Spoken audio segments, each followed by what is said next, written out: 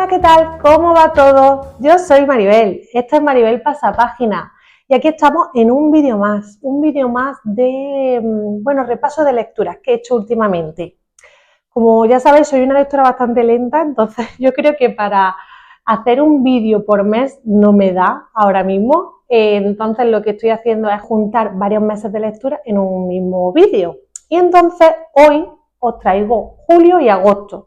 Vamos a hacer repaso del verano, vamos a ver qué he leído en verano, así ya cerramos capítulo y empezamos con el otoño. Y así también vemos ese TBR que yo creé en junio, cuando yo empezaba el verano y venía con una maleta cargada de sueños e ilusiones, en la que pensaba que todo era posible y me creé esa lista de 10 libros que yo creía que iba a leer este verano. Así que vamos a repasarla a ver si, veremos al final del vídeo si la he cumplido o no. Pero bueno, por lo pronto os traigo 7 libros que he leído este verano y que estoy segura que nos van a dejar indiferentes, aunque ha habido alguno que me esperaba yo un poquito más, la verdad. Pero bueno, hablaré de él al final. Empezamos con el primero de todos. El primero de todos los libros que os traigo hoy es Urraca, Urraquita, Urraquitita, libro publicado este año, si no recuerdo mal, en primavera, por la editorial Dos Bigotes y del autor Jaime Rivas Arango, que es un escritor y actor español. Creo que esta es su primera novela, de hecho. Y bueno, la sinopsis es muy sencilla. Tenemos a Doña Urraca.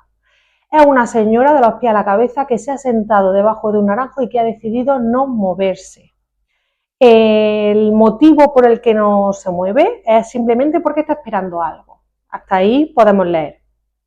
Y a toro pasado, yo creo que lo que le pasa a Doña Urraca es que sabe que sentándose, más que demostrar que se rinde, es que va a demostrar que ella es rebelde hasta el último día, vamos. Mientras que ella está sentada, mientras que ella está esperando, lo que vamos a hacer nosotros como lectores es ir repasando los grandes momentos, digamos, las grandes historias que tiene Doña Urraca que contarnos, tanto de su familia como del pueblo en el que vive. Vamos a saber secretos, vamos a saber, historias que a lo mejor estaban guardadas bajo una alfombra. Y no es que nos las cuente a nosotros directamente, sino que Doña Urraca no está sola. Doña Urraca está acompañada de su nieta, que se llama Motita, y en el caso de Motita ella espera el regreso de su padre, especialmente de su madre, que está desaparecida. Motita es un personaje que a mí me ha fascinado, aunque sí que es verdad que al final en este libro Doña Urraca es la que tiene el protagonismo y la que se lleva la palma, pero a mí Motita me ha sorprendido muchísimo. Y algo a destacar de este libro, y que yo diría que es una de las cosas que más me ha llamado la atención, es la forma en la que está escrito. En este caso, el autor yo creo que ha utilizado el lenguaje como un personaje más. Es un lenguaje muy arraigado a la Andalucía occidental, yo creo que es porque el autor es de Vera, de Almería, entonces ha barrido mucho para casa, donde vemos palabras que realmente yo podría decir que están básicamente desapareciendo hoy en día, las vemos escritas en este libro. Entonces, para mí el lenguaje ha sido muy importante en esta historia y creo que es lo que le ha dado la fuerza a la historia. Me parece que lo ha sabido utilizar muy inteligentemente, sabiendo el peso que tenían algunas palabras y que podían dar a la trama, y por eso es que a mí me ha tocado lo más hondo esta historia, este libro, y me ha gustado muchísimo. De hecho, le he dado 4 estrellas y fue, sin duda, uno de los 2 libros que me ayudó a mí a repuntar y a salir de ese bloqueo lector que yo tenía en junio y que no podía, libro que empezaba, libro que abandonaba, hasta que di con este. Una vez que ya empecé con este, me enganché y empecé un poco a flotar de nuevo porque, veía que me hundía. Así que muy contenta con esta lectura que hice en julio, 4 estrellas como he dicho, que no está nada mal. Y, como decía, este fue uno de los libros que a mí me ayudó a salir del bloqueo lector, pero es que tenemos otro que además yo, al hablar de él cuando hice la TBR, decía que podía ser una decepción y que a lo mejor me estaba guiando más por la portada y por el título que por el libro en sí.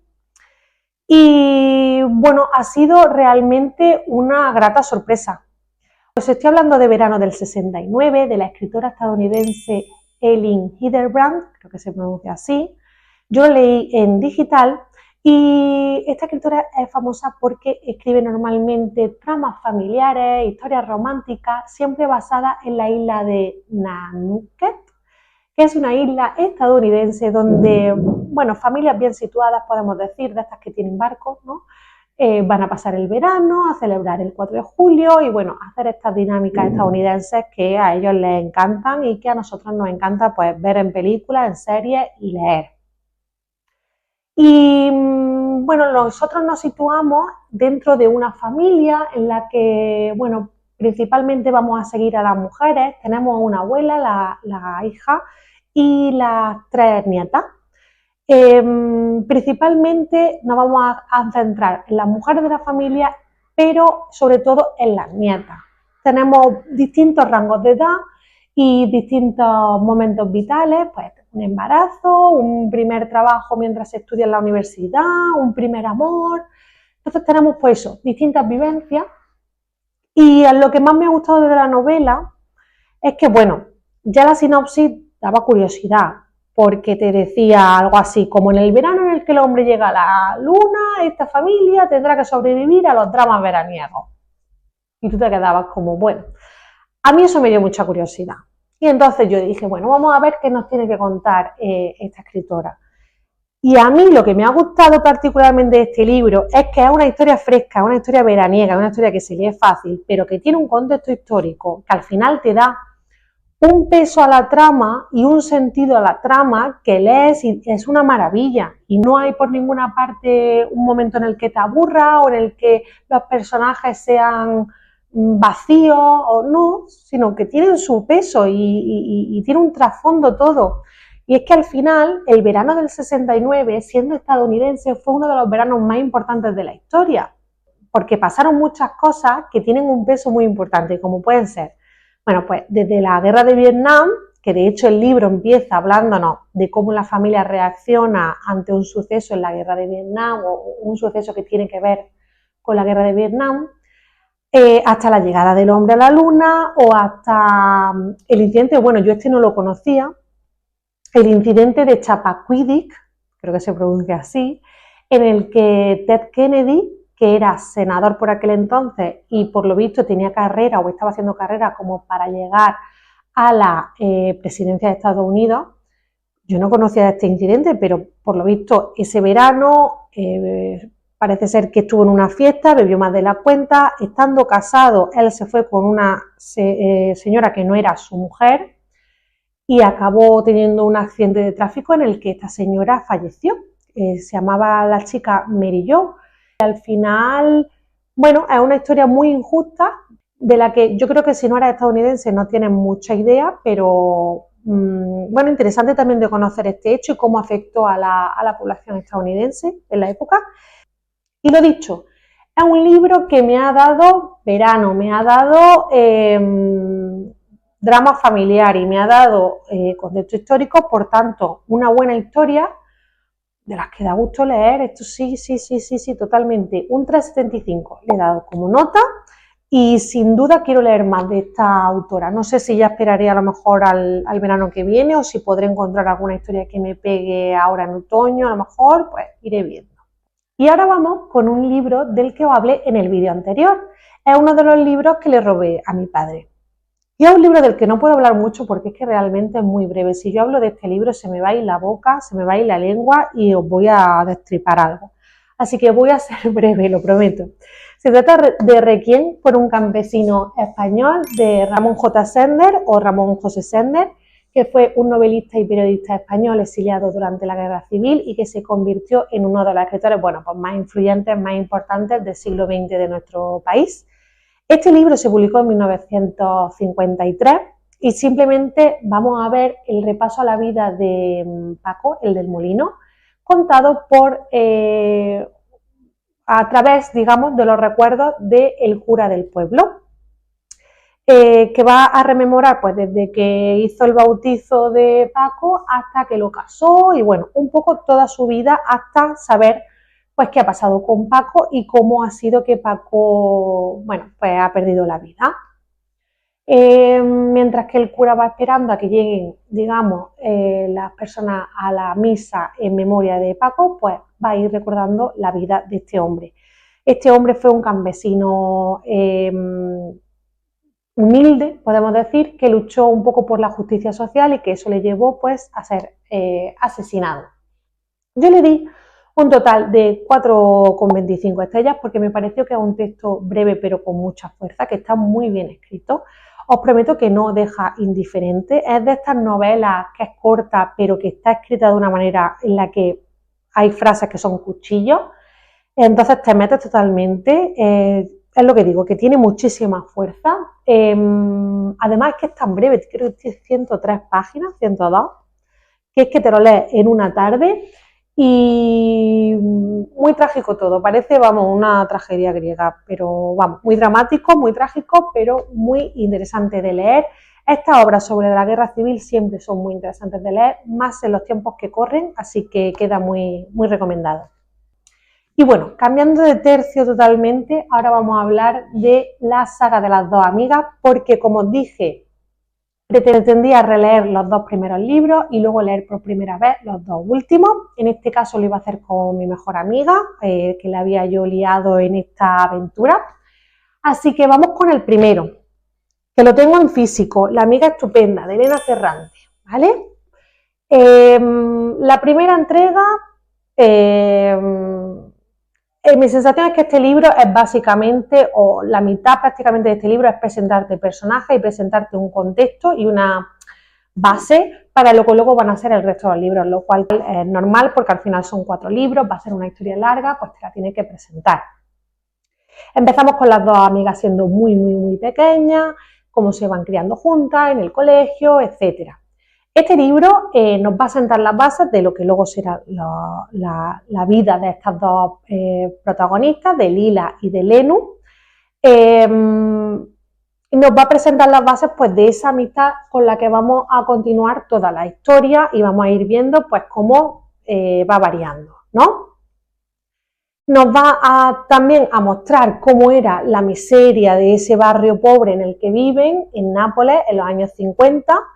Entonces, pues también poco a poco vamos a ir viendo cómo van evolucionando hasta llegar a... Yo creo que este libro acaba con la adolescencia de ella y ahí sí que es verdad que ya acabando el libro vamos a poder establecer las bases de qué camino va a seguir cada amiga. Nos va a quedar todo súper claro de por dónde van a tirar los tiros en los siguientes libros. Yo a esta primera novela le di 4 estrellas de 5, al final, como digo, es el comienzo de esta amistad, rivalidad, competitividad que van a tener las dos protagonistas, entonces empieza siendo ellas muy jóvenes y a mí me costó un poquito pues conectar con estos narradores tan infantiles, esta narradora tan infantil y se me hizo un poquito larga esa parte. Ya cuando llegan a la adolescencia ya empecé ahí a pasar páginas como loca, pero al principio se me hizo un pelín largo y es por eso que, bueno, 4 estrellas y media, que está súper bien.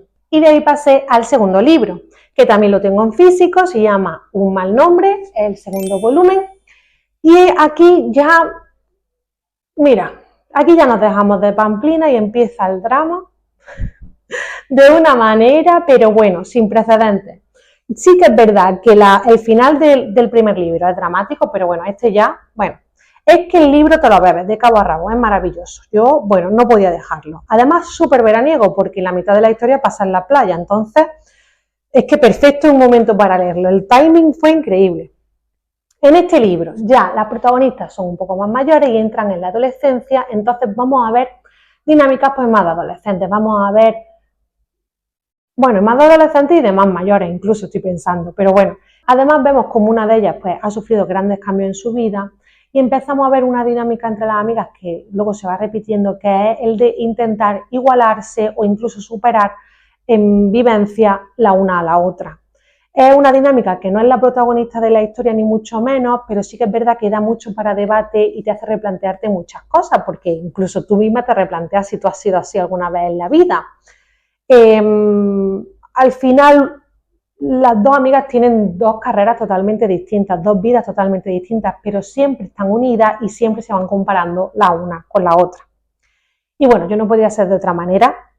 Le he dado 5 estrellas porque es que me lo bebí, es que me encantó. Yo creo que no he terminado todavía la saga, pero yo creo que este es el favoritísimo porque, bueno, es que tuve el corazón en la garganta la mayoría del libro y fue increíble, increíble. Es que el corazón en la garganta, el alma en un puño, porque hay cosas que dices, me encantan los personajes, pero ¿por qué hacen estas cosas? Es que no puedo defender y por qué no entiendo lo que está pasando y, bueno, hay momentos duros, ¿no?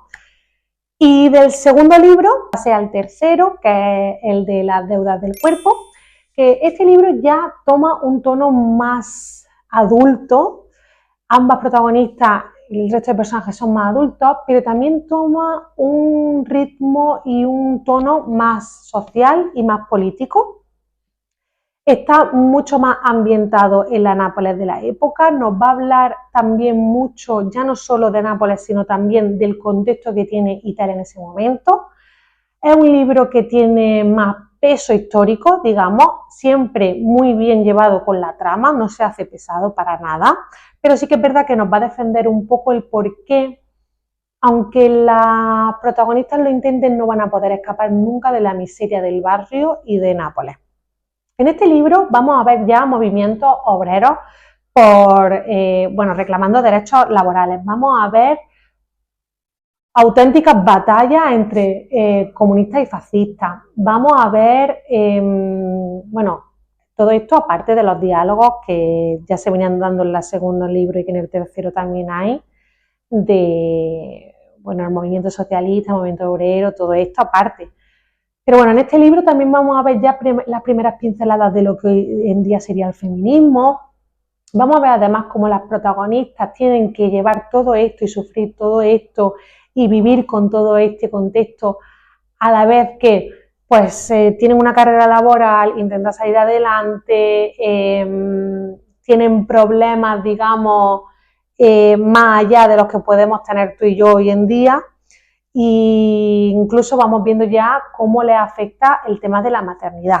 Yo a este libro le di un total de 4 estrellas y media, también me ha encantado, creo que es muy distinto a los otros dos, es más pausado, pero tiene mucho más, como digo, pozo político y social, viene muy bien para saber más sobre la historia de Italia, ya no solo de Nápoles, y da para debate. Yo lo digo porque yo he debatido mucho con mi amiga, que mi mejor amiga se está leyendo también estos libros, y da para mucho debate, ya no solo por las decisiones que puedan tomar los personajes o lo que va pasando en su vida, sino que da para debate también a nivel, de la cultura, de la política, de la sociedad de la época, ¿no?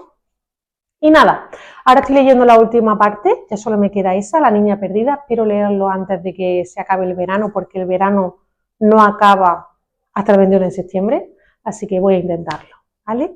Y por último tenemos el patinazo, yo creo que del verano. Este ha sido 3 días de junio, de Anne Tyler, que es una escritora estadounidense bastante famosa por ganar el Pulitzer, creo que a comienzos de los años 80.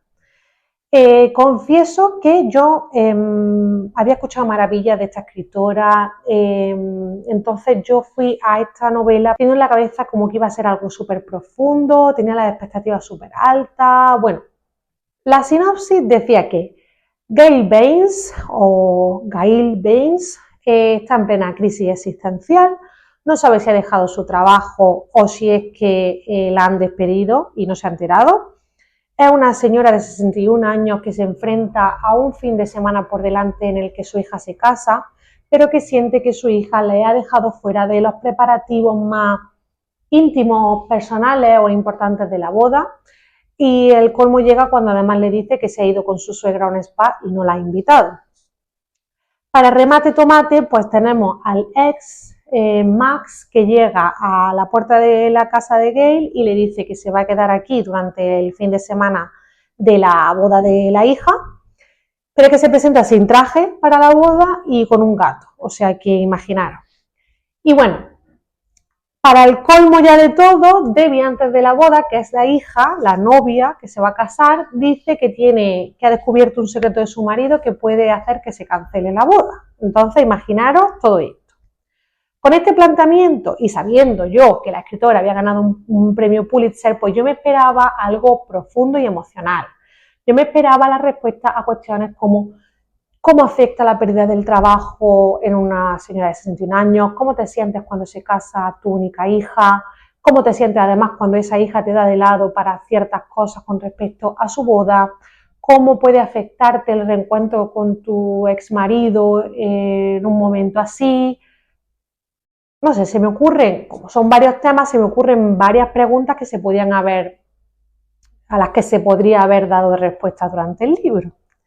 Sin embargo, nada más lejos de la realidad, lo que me he encontrado ha sido una narración que, bueno, toca todos los temas, eso sí, y más, toca todos los temas que os he dicho y más, pero de una forma muy superficial. Se me ha quedado corta.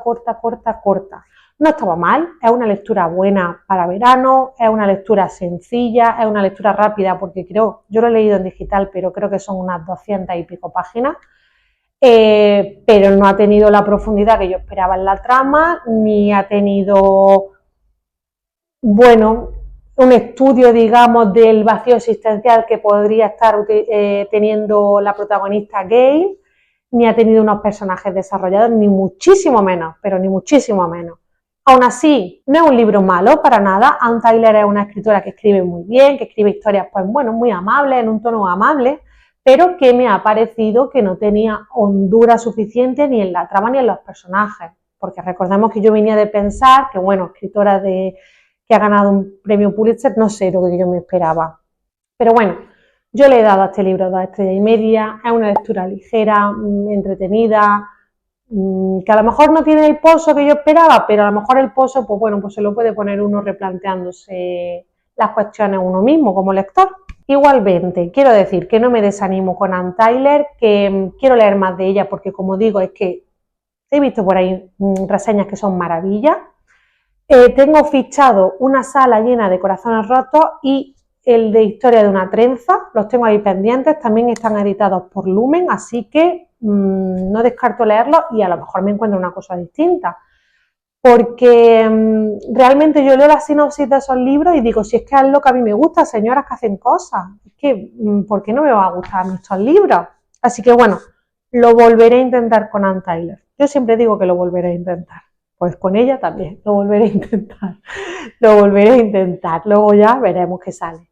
Y con esto finalizamos, esas han sido las 7 lecturas del verano, cerramos capítulo, nos metemos en otoño.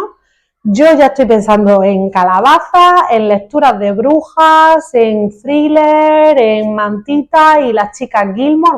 Bueno. Es que me encanta el otoño, me encanta, mi estación favorita. Bueno, con respecto a mi TBR maravilloso, aquel que yo creé cuando creía que todo era posible, son 10 libros los que pensé que me leería en verano, llevo un total de 6 completados y me estoy leyendo el 7º. Y nada, ahora contadme vosotras. ¿Vosotras os hacéis TBR? ¿O de verdad os anotáis lo que queréis leer? ¿O es simplemente algo mental? Yo antes lo hacía rollo mental, pues ahora me apetece leer este y este. Pero este año lo he puesto en papel de verdad, bueno, y en vídeo, que hay pruebas. Y es que no lo cumplo, es que nunca lo cumplo, si es que yo voy leyendo conforme me va viniendo el viento. Pero bueno, lo habéis cumplido, os hacéis, no hacéis TBR, lo cumplís. ¿Os pasa como a mí, que lo de cumplir el TBR no existe? ¿Es un unicornio? Bueno, ya me vais contando en comentarios. Nosotras nos vemos muy pronto en un nuevo vídeo. Muchas gracias por llegar hasta aquí. Os deseo una buena vuelta a la rutina, que no sea muy dura. Y lo dicho, nos vemos muy pronto. ¡Chao!